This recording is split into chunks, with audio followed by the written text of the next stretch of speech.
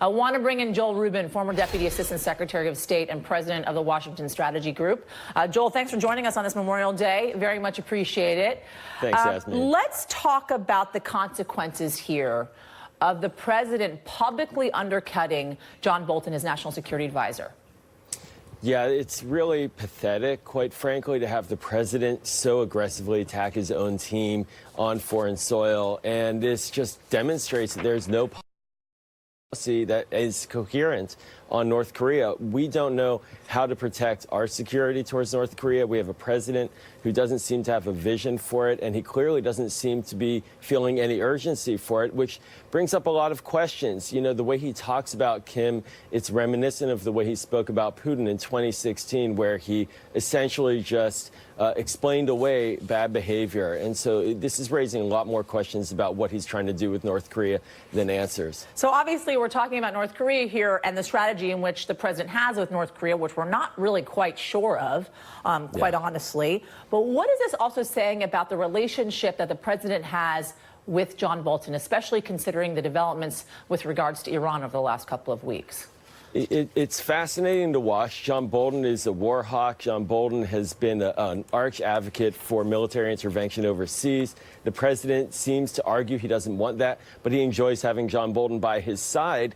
And Bolton, in a strange way, is actually echoing a lot of positions, particularly on North Korea in this latest round of missile tests, that the national security community across the board accepts as accurate. So the president doesn't seem to be in sync with his own team once again. And this isn't something we saw in the Obama administration. We never saw President Obama disagreeing with John Kerry or his national security advisor, Susan Rice, so publicly, so blatantly on such a core national security issue. It really undermines the strength of our word overseas. Well, and also there were reports, obviously, that John Bolton was undercutting the president when it came to Iran. So it seemed as if this is the president publicly saying, look, I'm going to disagree with John Bolton, and I'm going to set the precedent for the policy that's going to happen overseas, whether it be with North Korea or with Iran. Let's talk about the president and Iran as well. He talked about Iran and supported Japan's offer to broker dialogue between the U.S. and Iran, although we do know from Iran's point of view, they have no intention of sitting down.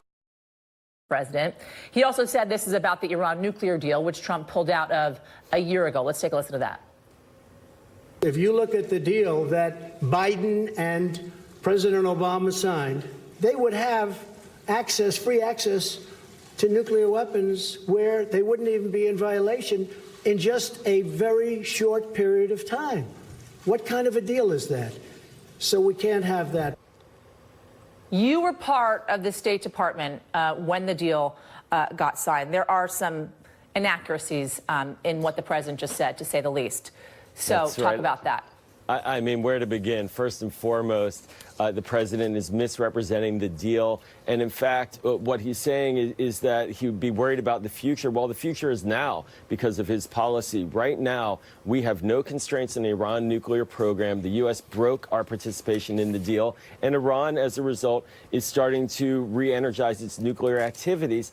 And we're taking a military posture towards Iran, particularly with John Bolton's statements recently, that is incentivizing more dangerous behavior and potentially raising a conflict that would happen in the Gulf that would not prevent a nuclear weapon at a minimum. And so this policy is a mess, and it really is not clear what the goals are beyond just disruption.